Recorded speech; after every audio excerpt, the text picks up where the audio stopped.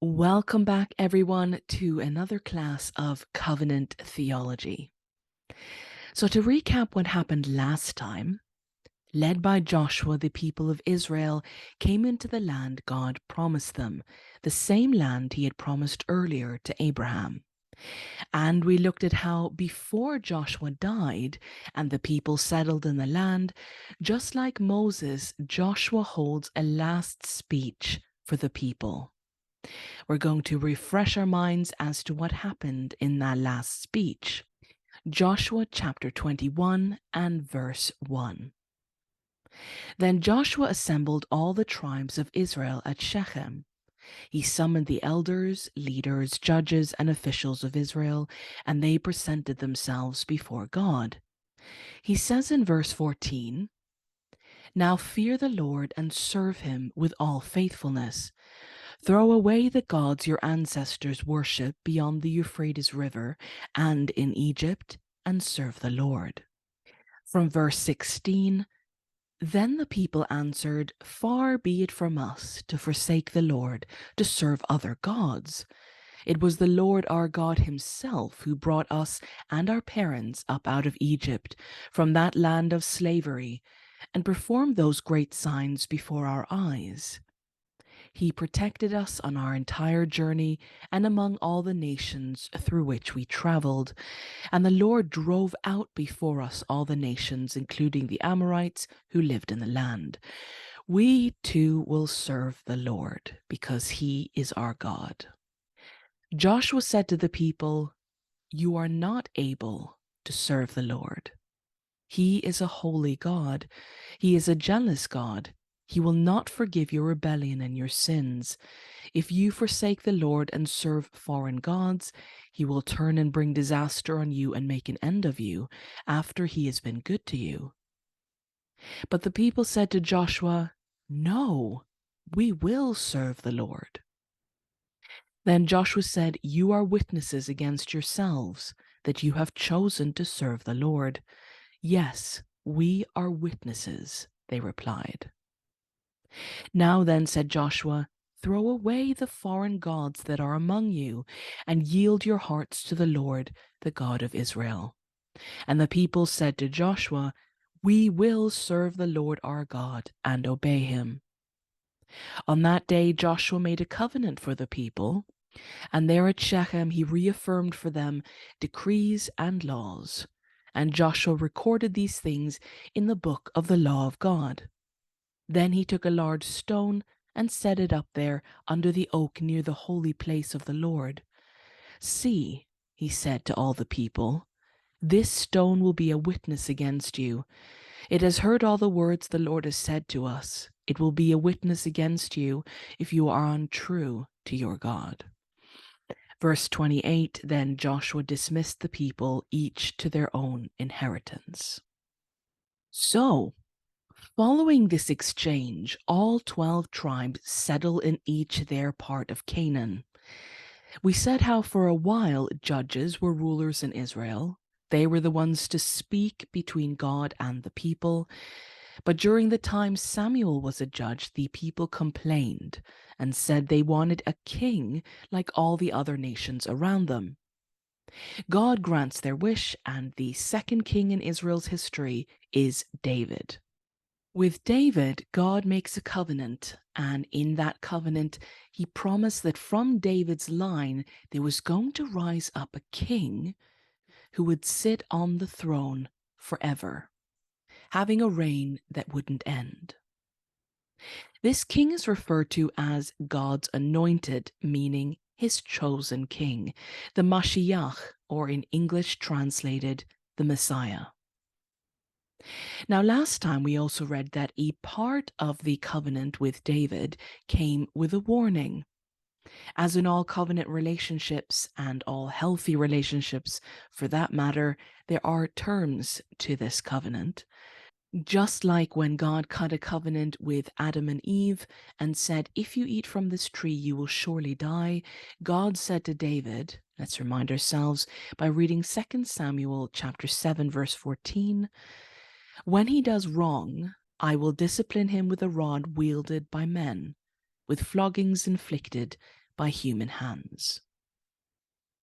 Look, the nation of Israel, my people, need to survive, need to stay alive for long enough for my promise to unfold. And this doesn't just concern them, it concerns the whole world. God is saying you need to survive for long enough for the Mashiach to come and help you and bring peace and justice and protection to you that will undo the damage which was done in Eden. So if I see you beginning to destroy yourselves, I need to step in. I will use the nations around you, other peoples not of Abraham's seed, to interrupt whatever you're doing. I will use human hands to stop you. And it is following this that we continue the story today into a part called The Prophets and the Covenant. So in time David fell asleep and his son Solomon became king. Solomon builds a house for God. So God's throne, the Ark of the Covenant, with the covenant conditions inside, is moved from the tent that had been in the Sinai desert to the temple. So God doesn't live in the tent of meeting anymore, but lives in the temple. This is sometimes referred to as the Temple of Solomon.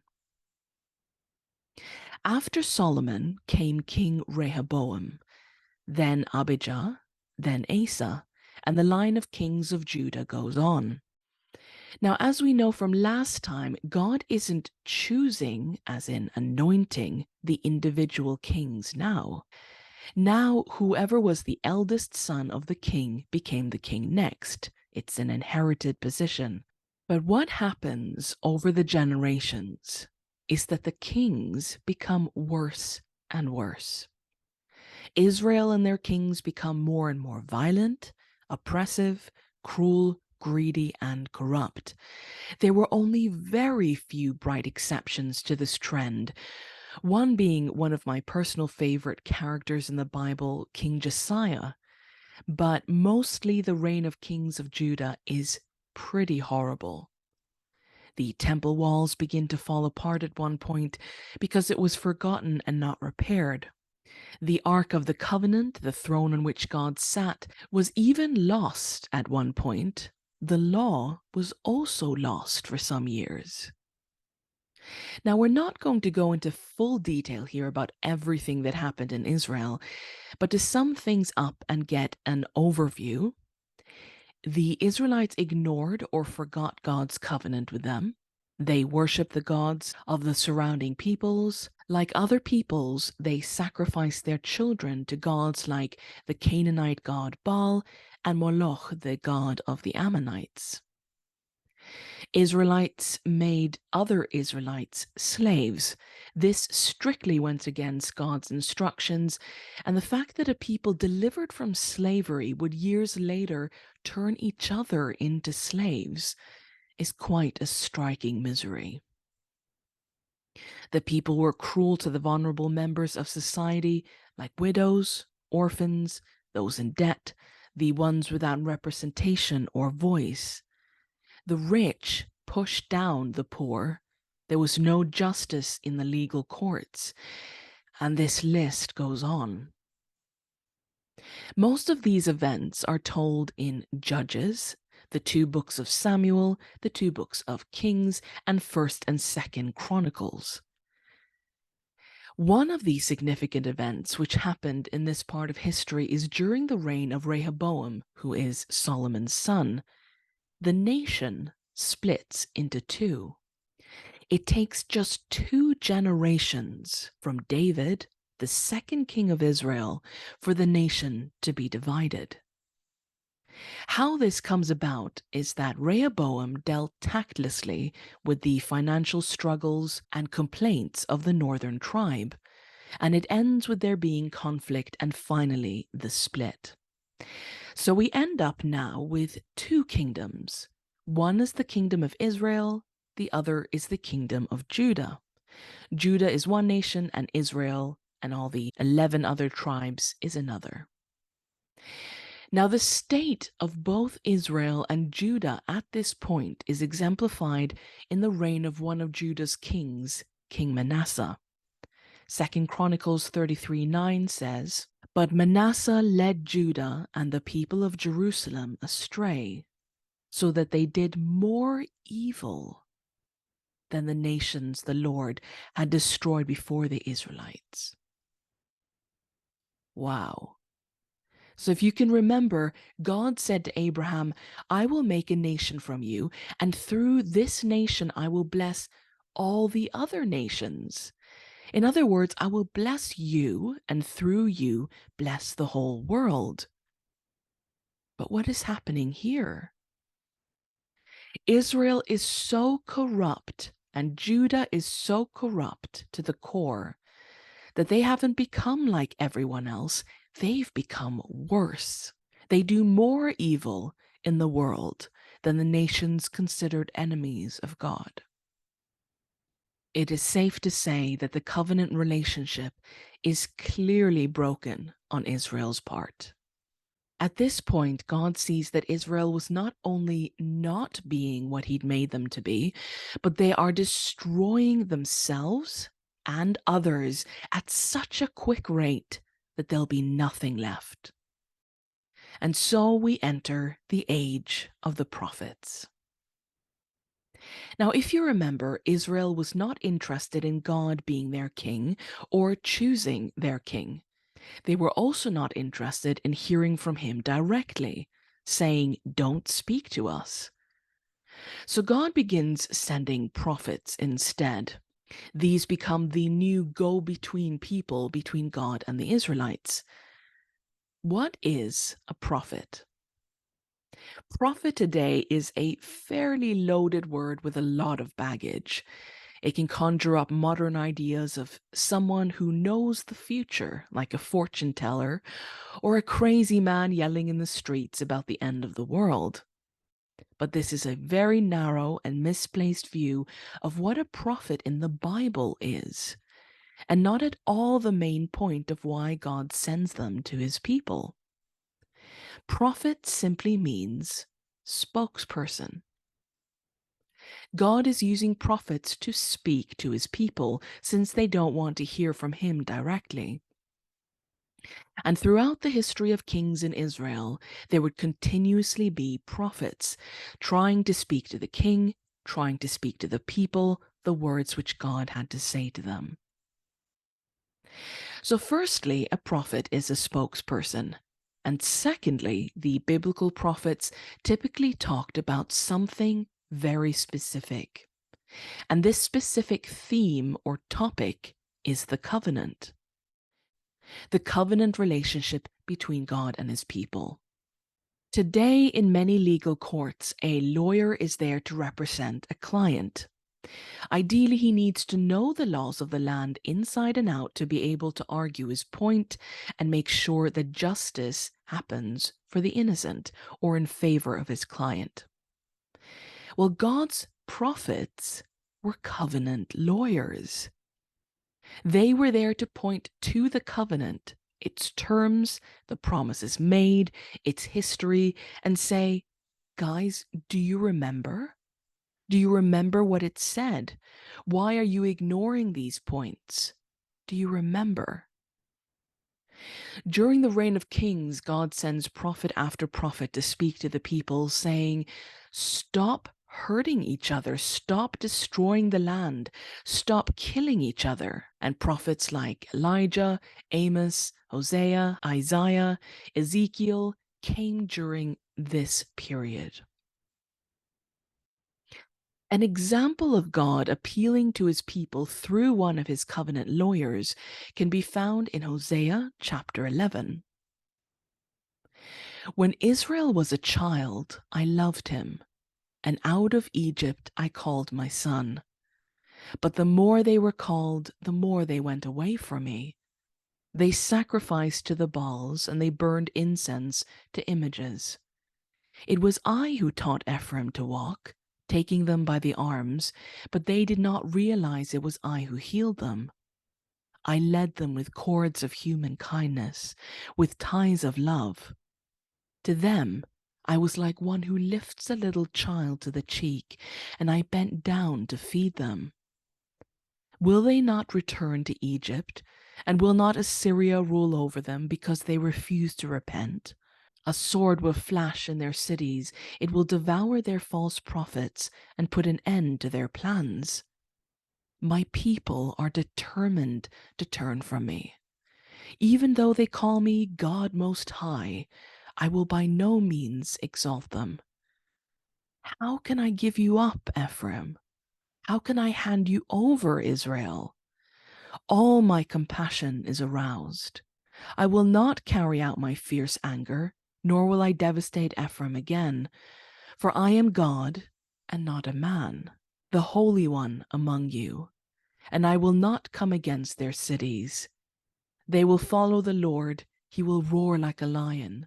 When he roars, his children will come trembling from the west. They will come from Egypt trembling like sparrows, from Assyria fluttering like doves. I will settle them in their homes, declares the Lord. Ephraim has surrounded me with lies, Israel with deceit, and Judah is unruly against God, even against the faithful Holy One. And in Hosea 13, but I have been the Lord your God ever since you came out of Egypt. You shall acknowledge no God but me, no Savior except me. I cared for you in the wilderness and the land of burning heat. When I fed them, they were satisfied. When they were satisfied, they became proud. Then they forgot me. You are destroyed, Israel, because you are against me, against your helper. Where is your king that he may save you? Where are your rulers in all your towns, of whom you said, give me a king and princes? So in my anger I gave you a king, and in my wrath I took him away. 13:14, I will deliver this people from the power of the grave. I will redeem them from death. Where, O death, are your plagues? Where, O grave, is your destruction? 14:1, return, Israel, to the Lord your God. Your sins have been your downfall. This is a taste of the sort of things the prophets might convey and communicate to God's people, arguing for the covenant and speaking the covenant into that day's context. But despite the prophet speaking to the people, things kept falling apart. In the end, the split-off northern kingdom of Israel was captured and defeated, many of their people taken off to slavery by the Assyrians, a neighboring nation. So the line of 11 tribes is broken as they are either killed or intermarried with other people during their exile. And all that is now left is the southern kingdom of Judah, a tiny little people.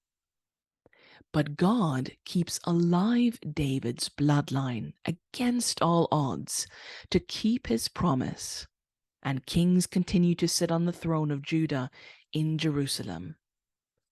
And still, even after what happened to the kingdom of Israel, the people in Judah refuse to stop killing and hurting each other. And after hundreds of years, God says, I cannot stand to watch children die anymore. I need to do something or this will never stop, and there will be nothing left, and the Mashiach won't even be able to come. And so, in the year 626 BC, a young shepherd boy is watching his flock on the rocky hills of Judah. As he sits in the afternoon sun, looking over the sheep, God comes and speaks to him. Jeremiah 1, verse 1. The words of Jeremiah, son of Hilkiah, one of the priests of Anathoth, in the territory of Benjamin. The word of the Lord came to him in the 13th year of the reign of Josiah, son of Ammon, king of Judah. The word of the Lord came to me, saying, before I formed you in the womb, I knew you. Before you were born, I set you apart. I appointed you as a prophet to the nations. O sovereign Lord, I said, I do not know how to speak. I am too young. But the Lord said to me, do not say I am too young. You must go to everyone I send you to and say whatever I command you. Do not be afraid of them, for I am with you and will rescue you, declares the Lord. Then the Lord reached out his hand and touched my mouth and said to me, I have put my words in your mouth. See, today I appoint you over nations and kingdoms, to uproot and tear down, to destroy and overthrow, to build and to plant. The word of the Lord came to me. What do you see, Jeremiah? I see the branch of an almond tree, I replied. The Lord said to me, you have seen correctly, for I am watching to see that my word is fulfilled. Now you may be wondering here, what does an almond tree have to do with God watching? To explain this, the word for almond tree in Hebrew is shaked, and the word for watching is shoked. So here God is playing with words, saying, you see a shaked, and I am shocked. Verse 13, the word of the Lord came to me again. What do you see? I see a pot that is boiling, I answered. It is tilting towards us from the north. The Lord said to me, from the north disaster will be poured out on all who live in the land. I am about to summon all the peoples of the northern kingdoms, declared the Lord. Their kings will come and set up their thrones in the entrance of the gates of Jerusalem. They will come against all her surrounding walls and against all the towns of Judah. I will pronounce my judgments on my people because of their wickedness in forsaking me, in burning incense to other gods, and in worshipping what their hands have made. Get yourself ready. Stand up and say to them whatever I command you. Do not be terrified by them, or I will terrify you before them. Today I have made you a fortified city, an iron pillar and a bronze wall to stand against the whole land, against the kings of Judah, its officials, its priests, and the people of the land. They will fight against you, but will not overcome you, for I am with you and will rescue you, declares the Lord.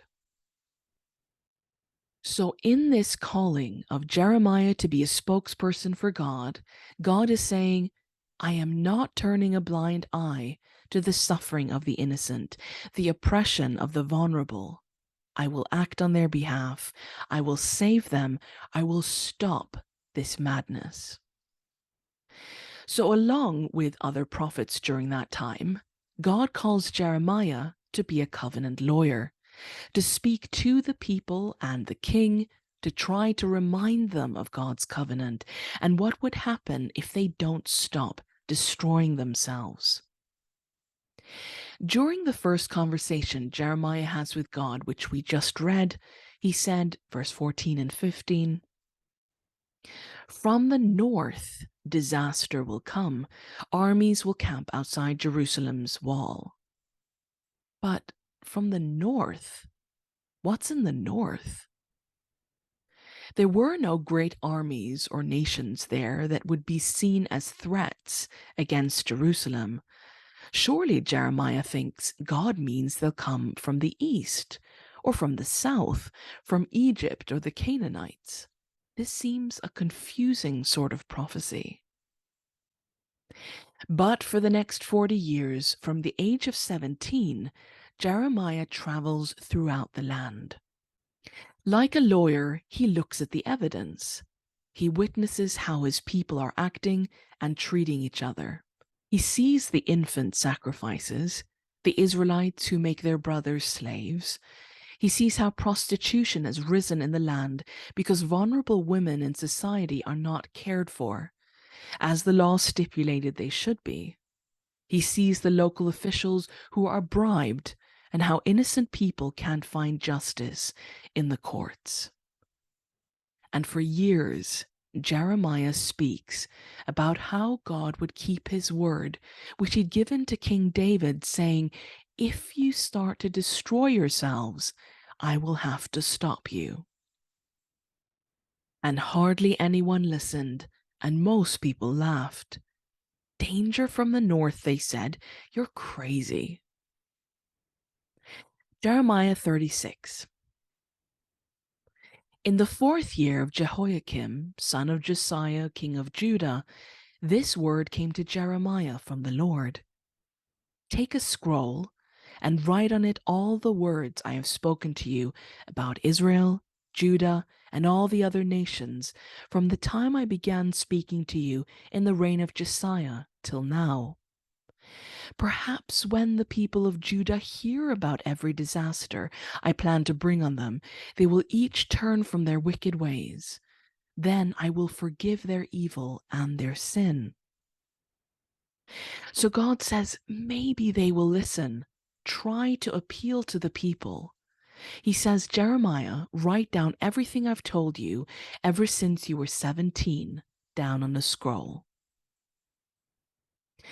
What happens then is that news of this scroll spread from person to person in Jerusalem and ends up going up the ladder to the officials of the king. Finally, one official decides the king needs to hear this, and he brings the scroll to the king, and it is read. We read this scene in Jeremiah 36 from verse 21.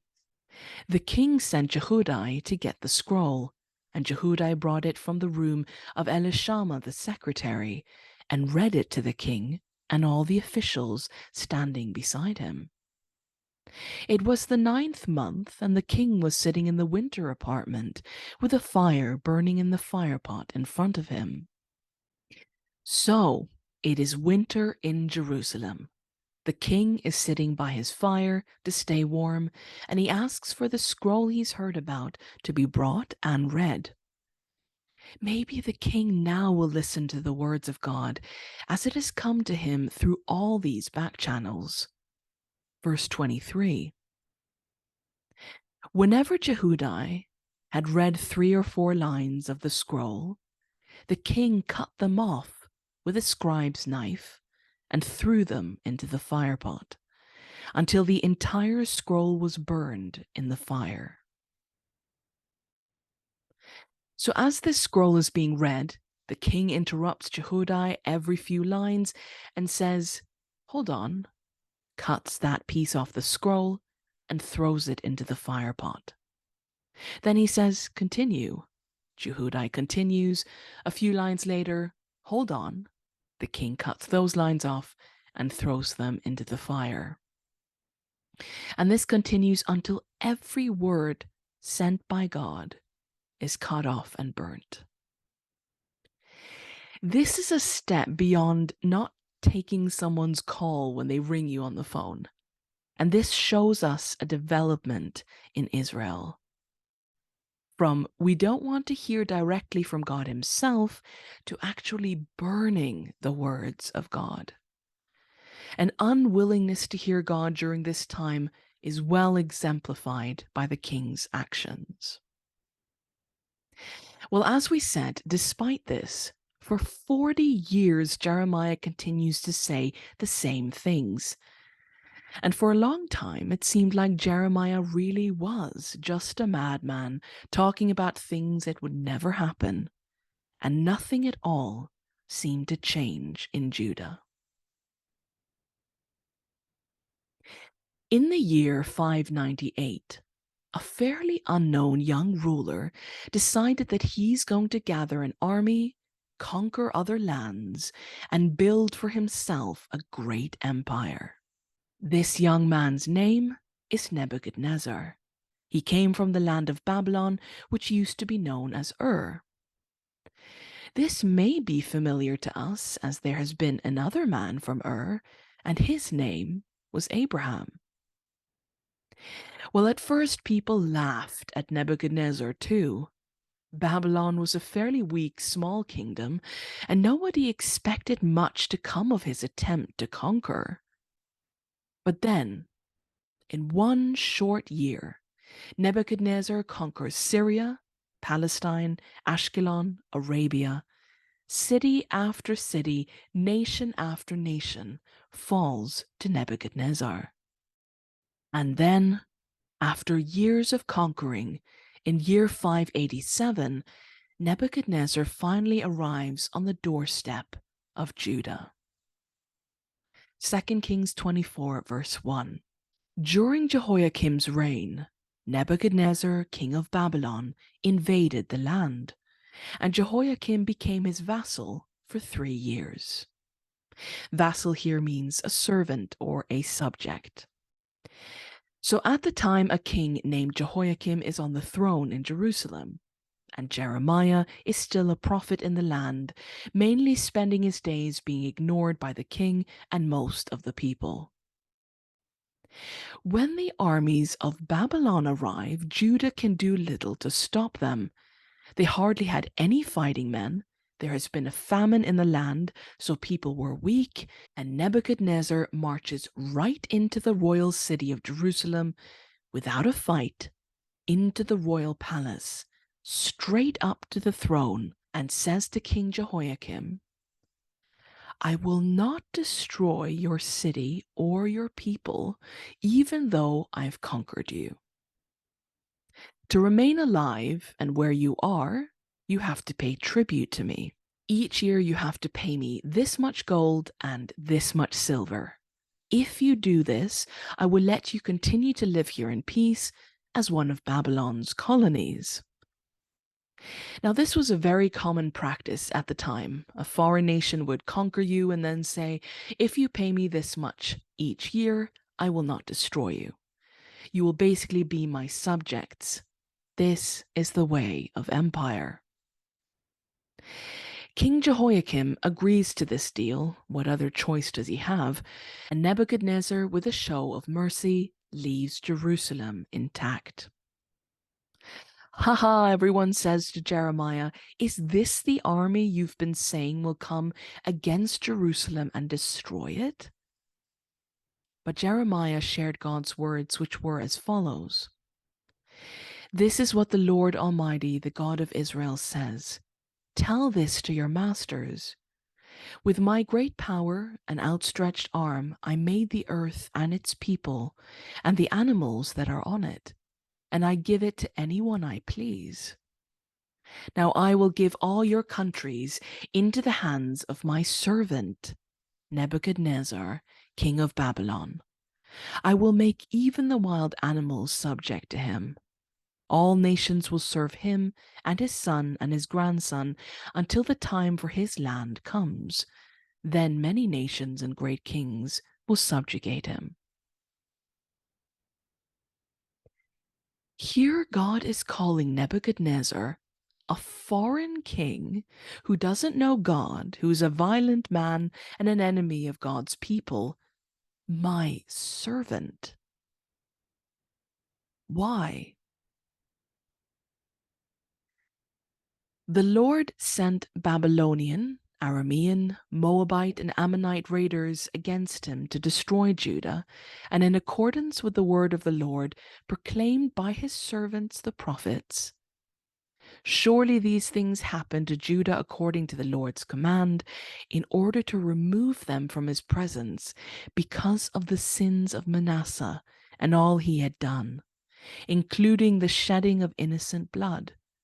For he had filled Jerusalem with innocent blood, and the Lord was not willing to pardon.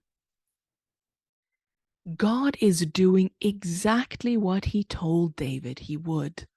If you begin to destroy yourselves, I will stop you by using other peoples. And now God is choosing to use Nebuchadnezzar as a mere tool to come stop his own people from destroying themselves, and with them the chance of the whole world, all peoples, being helped through the Mashiach. But still the people and the king who came after Jehoiakim, called Zedekiah, wouldn't listen to Jeremiah. They said, we are God's chosen people. He would never let Jerusalem fall or the temple where he lives be entered by enemies. Now, a bit of time passes, and King Zedekiah is still paying tribute to Nebuchadnezzar. But people around him, his advisors, start whispering to him, saying, "You are stronger than this. You don't have to be a puppet of Nebuchadnezzar and pay him this gold and silver. You are the king of Judah." So, Zedekiah comes up with a plan. He does something that God told the Israelites for years to never do again. He contacts the Pharaoh of Egypt. Now, at the time, aside from the rising kingdom of Babylon, Egypt was still an old great empire, as it had been back in the days when Israel had been slaves there. Egypt is still the superpower in the world. Zedekiah contacts the current pharaoh, who is called Necho, and says, "Send your Egyptian armies to fight the armies of Babylon. Defeat them for us, and we, Judah, will be your servants." Zedekiah has just gone back to the same power which kept his people in slavery for 400 years. Now, Pharaoh Necho is not that interested in helping out a little country like Judah, and of course, he remembers Egypt's bitter history with the Israelites. That memory is not held fondly in Egypt. But he says, kind of vaguely through messages, "Yeah, I suppose we might step in and help you and break the Babylonian grip on your nation. Maybe, if I feel like it." During this deal-making, Jeremiah warns the king again and again, saying, "Don't make a deal with Egypt." Then the word of the Lord came to Jeremiah the prophet. "This is what the Lord, the God of Israel, says. Tell the king of Judah, who sent you to inquire of me, Pharaoh's army, which has marched out to support you, will go back to its own land, to Egypt. Then the Babylonians will return and attack this city. They will capture it and burn it down." And other prophets of the time said the same. Isaiah, a contemporary of Jeremiah, prophesies in chapter 31, verse 1, "Woe to those who go down to Egypt for help, who rely on horses, who trust in the multitudes of their chariots, and in the great strength of their horsemen, but do not look to the Holy One of Israel or seek help from the Lord." If you remember, in Moses' last speech to the people, God gave through him specific instructions as to how a king of Israel should act. We touched on this last week in the Davidic covenant. Deuteronomy 17:16. "The king, moreover, must not acquire great numbers of horses for himself, or make the people return to Egypt to get more of them. For the Lord has told you, you are not to go back that way again." So even from the days of Moses, the message was, do not make deals, do not do business with Egypt. Do not go back to the place where you were slaves and oppressed. Jeremiah says, Nebuchadnezzar is God's servant, and we should submit to him. But Jeremiah is resisted and punished for his words. King Zedekiah thinks he's come up with the greatest plan ever. He stops paying tribute to Nebuchadnezzar. He thinks he's being very clever by going behind Nebuchadnezzar's back to Egypt, thinking that Egypt has Judah's back. Egypt is Judah's salvation. One morning, everyone in Jerusalem wakes up to find Babylon's armies camped all around the city walls. As far as the eye can see, they are surrounded. The army has come back because Zedekiah has stopped paying the tribute he agreed to, a clear act of defiance and rebellion. Nebuchadnezzar sends a message over the city wall to the king of Judah. He says, "Even now, after breaking our deal, if you surrender now, I will spare you." Still, the Judeans do not submit to Nebuchadnezzar. Many days pass in this siege, and the Judeans are getting worried. They only have so much food and water and supplies within the city gates. But then, surprise, surprise, the Egyptians keep their word. Egypt has summoned their great armies and chariots and are marching out towards the direction of Judah to meet the Babylonians in battle. And because of this, in 588, the Babylonian army have to interrupt their siege of Jerusalem to go out and meet the Egyptians on the battlefield. As you can probably imagine, Judah breathes a sigh of relief at this point. Everyone in Jerusalem praises the leadership of their king, saying, "Oh, you have been shrewd. And now Egypt will rescue us and completely annihilate the Babylonians." As the Babylonians leave, the Jerusalem city gates are reopened and people go out to gather food and supplies. But Jeremiah says, anyone who now stays in Jerusalem behind its walls will die or be captured. He said, "This is what the Lord says. Everyone who stays in Jerusalem will die from war or hunger or terrible diseases. But everyone who surrenders to the Babylonian army will live. They will escape with their lives and live. And this is what the Lord says.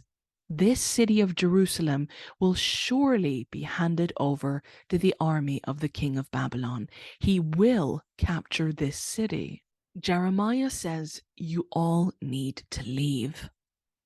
Now, this seems ridiculous to people as they think, well, we'll be fine now that Egypt is dealing with the Babylonians.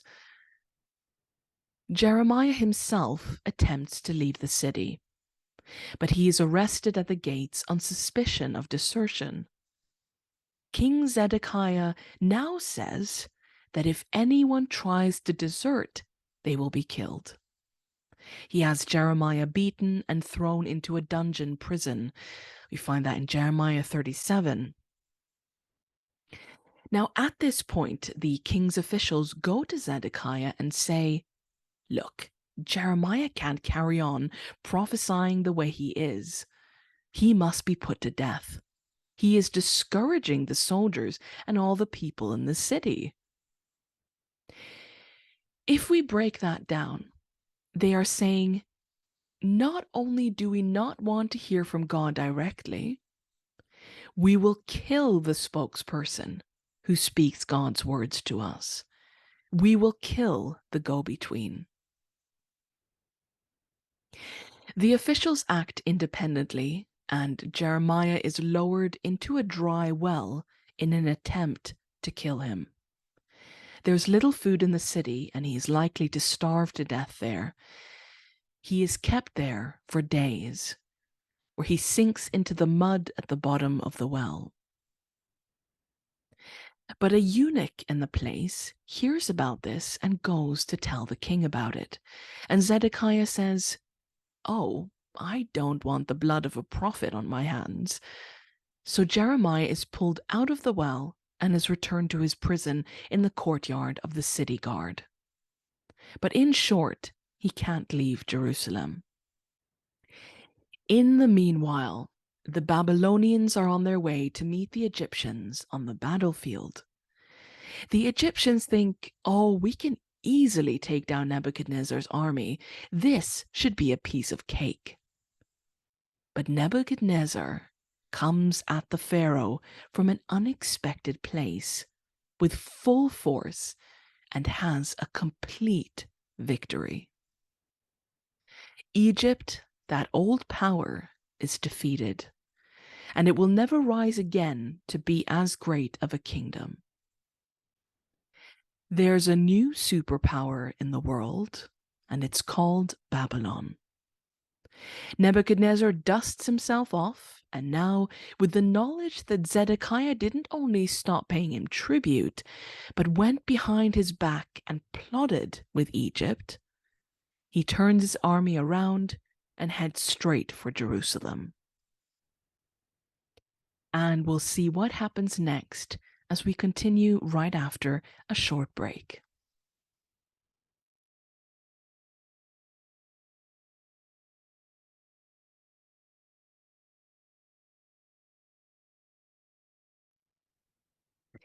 Welcome back, everyone. Let's continue into the second part of our class today.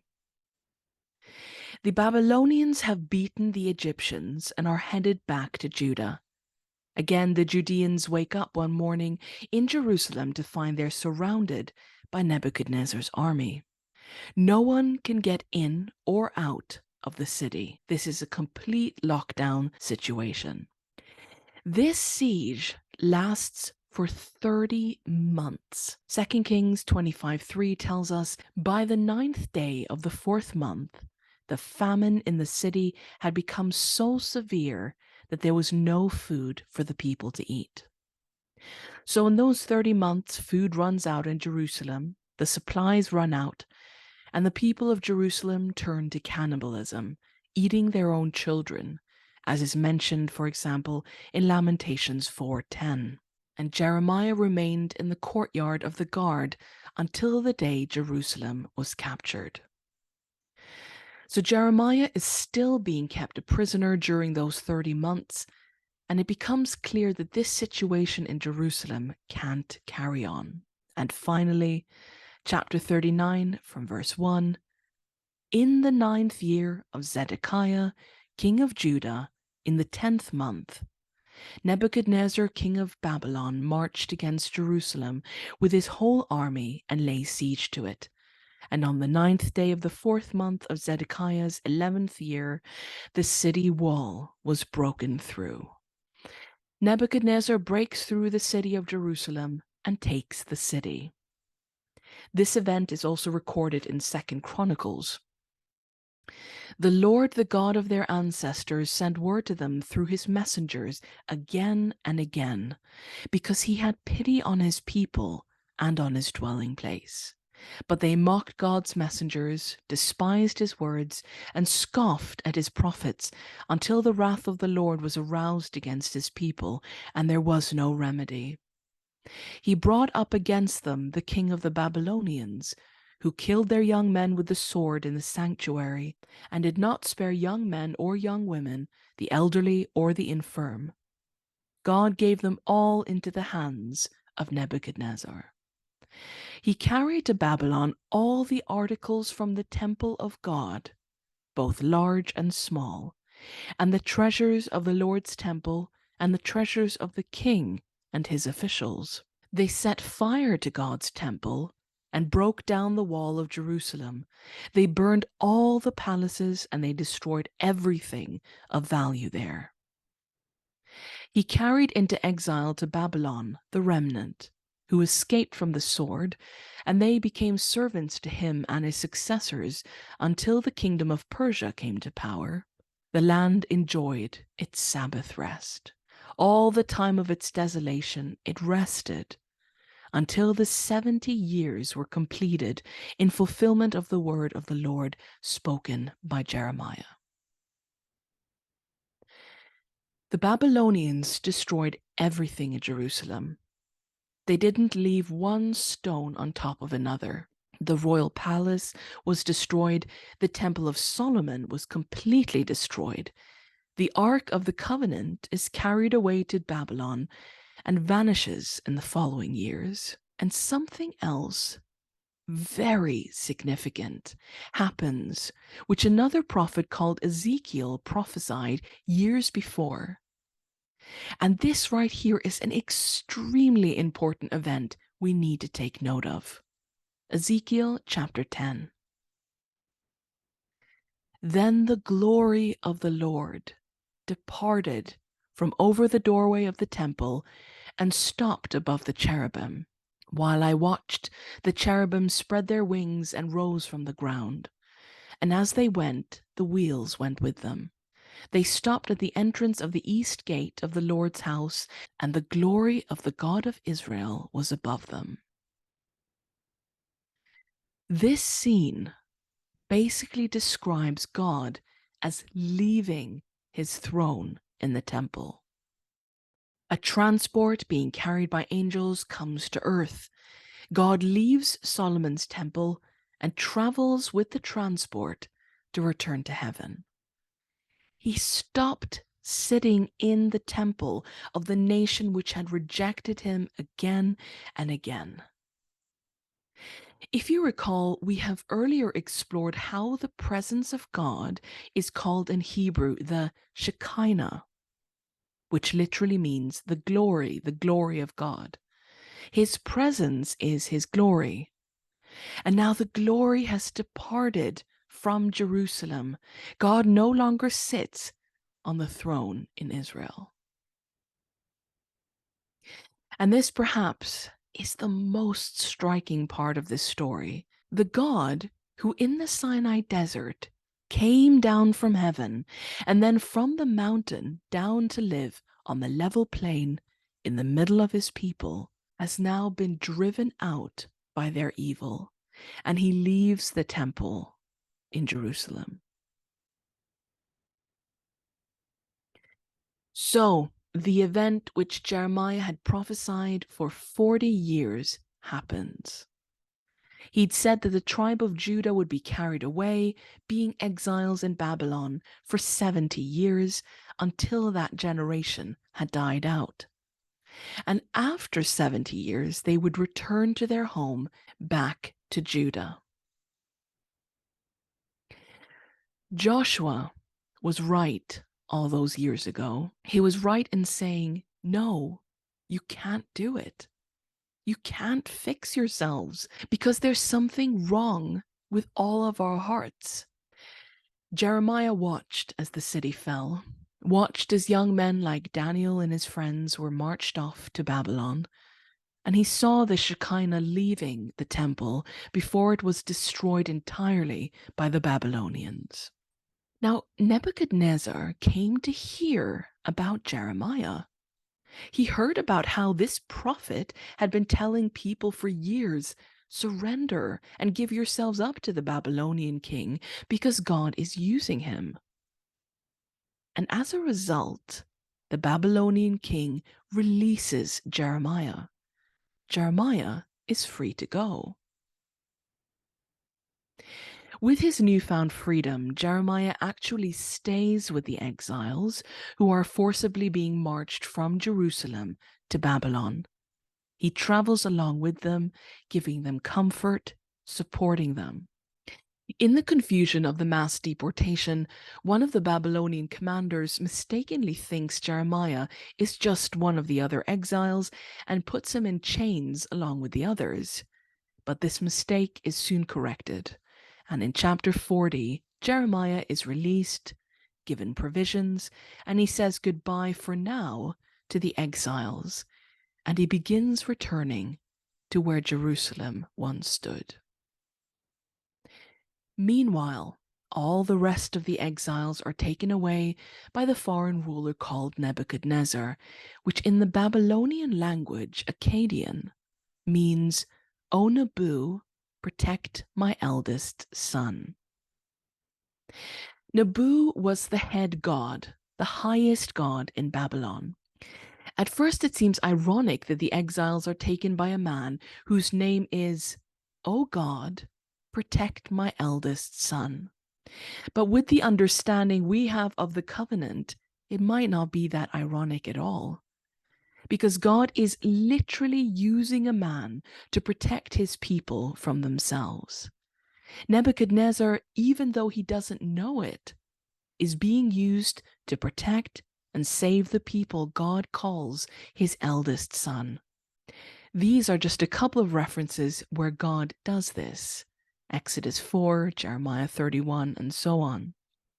Even now, even in his anger, God is helping his people.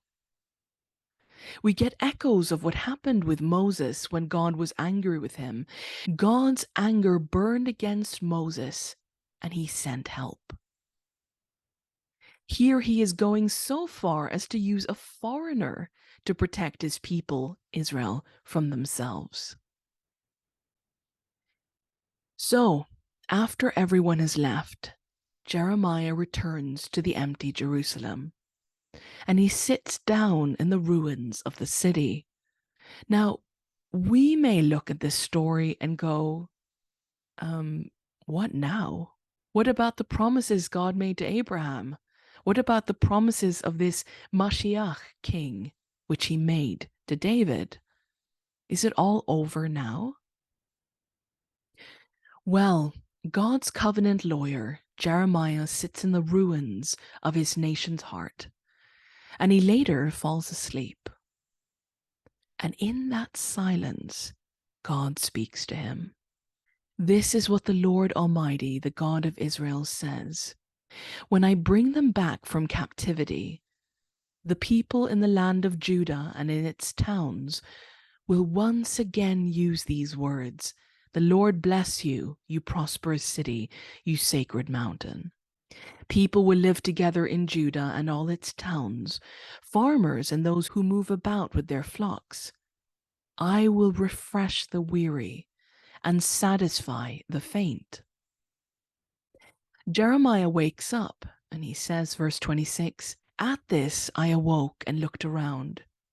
My sleep had been pleasant to me.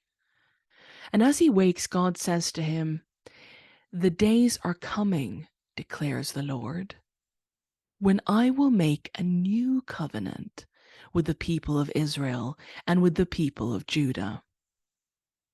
It will not be like the covenant I made with their ancestors when I took them by the hand and led them out of Egypt, because they broke my covenant, though I was a husband to them, declares the Lord. This is the covenant I will make with the people of Israel after that time, declares the Lord. I will put my law in their minds and write it on their hearts. I will be their God, and they will be my people. No longer will they teach their neighbor or say to one another, Know the Lord, because they will all know me, from the least of them to the greatest, declares the Lord. For I will forgive their wickedness and will remember their sins no more. Now, we ought to be familiar with this language by now, as it was in the story of Adam, of Abraham, of David. God here is making a covenant. Verse 31, I will make a new covenant with Israel. In the Hebrew, I will cut a new covenant with Israel. Let's pause here for a moment to clarify something. The word covenant and testament are the same. They're the same thing. Do you remember at the beginning of this class, we defined the type of covenant which God makes is the last will and testament type, where one person gives a gift to someone else, a free gift.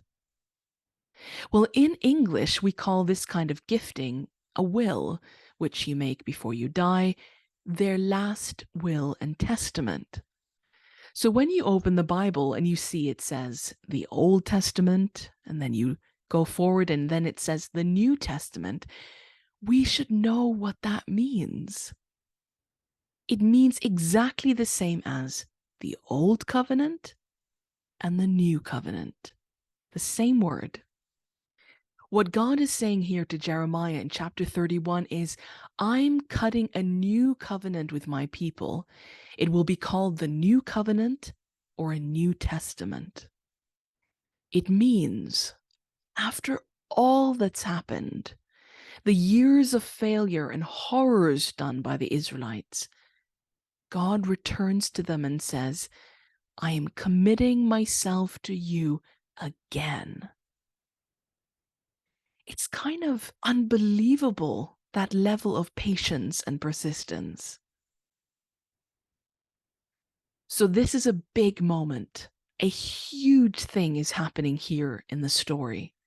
And we're going to make sure that we understand it by taking a closer look at what this new covenant God is making is all about. What does this covenant look like?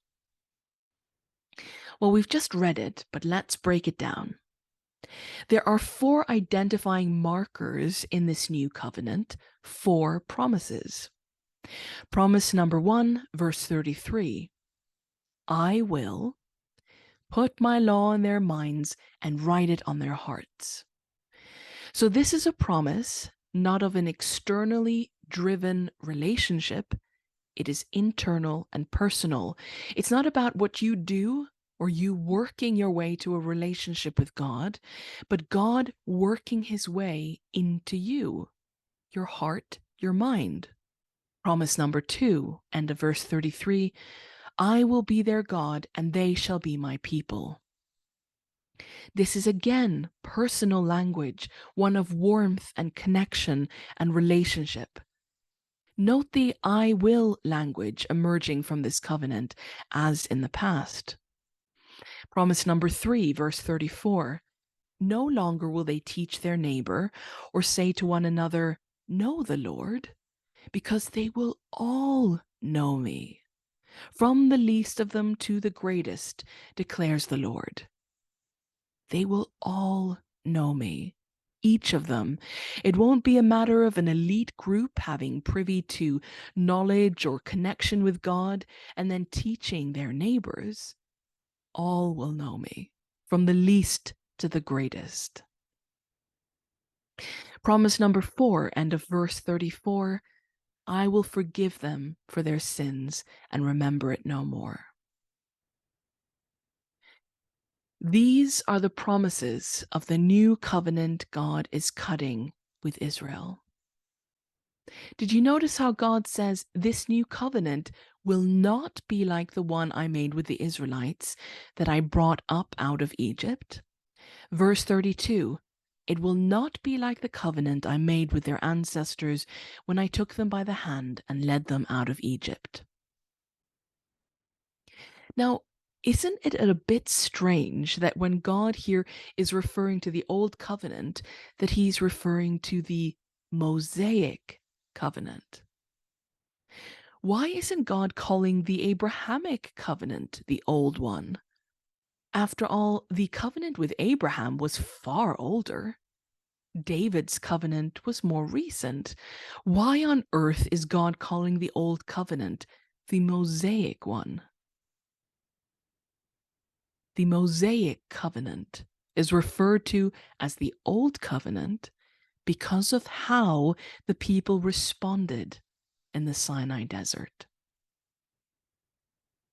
As you know, when God tried to make a covenant with the people in the desert and said, I will do these things for you, their response was, all you have said, we will do. It is important to understand here that there was nothing wrong with the old covenant God made with Israel, but there was something wrong with their response. It's the people's response to the Mosaic covenant which makes it broken and a problem. My husband Derek made this excellent metaphor to try to describe this story. He said, if I'm a very good friend to a guy named Tom, but Tom is being selfish and a bad friend, then I'm still a good friend, but our friendship is bad. Our relationship is broken. And so I can go to Tom and say, look, our friendship is bad. Let's do this again. Let's do this and this and this together and try to make our relationship, our friendship, a good one. And this is how God is talking.